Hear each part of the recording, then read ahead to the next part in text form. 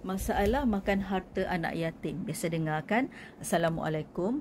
Hari ini saya nak share satu topik yang sangat penting yang biasanya orang sama ada tidak faham ataupun terlepas pandang.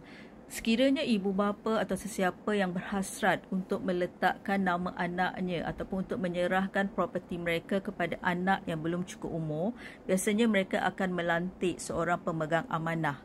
So, jadi dua perkara ini anda pastikan buat dulu untuk memastikan pemegang amanah itu tidak menyalahgunakan geran tersebut. Pertamanya, buat satu surat ikatan amanah di pejabat peguam dan lepas tu matikan stamp di pejabat hasil dalam negeri, dan selepas itu pergilah ke pejabat tanah memohon untuk masukkan pemegang amanah tadi dan caveatkan properti tersebut untuk memastikan pemegang amanah itu tidak menyalahgunakan tanggungjawab yang diberi, contohnya pergi jual tanah tu kepada orang lain dan sebagainya. Saya harap dua perkara ni anda buat sebelum meletakkan pemegang amanah dalam geran properti anda. So, sekiranya anda mempunyai apa-apa permasalahan, bolehlah WhatsApp kami di Legacy Empire Property. Sekian.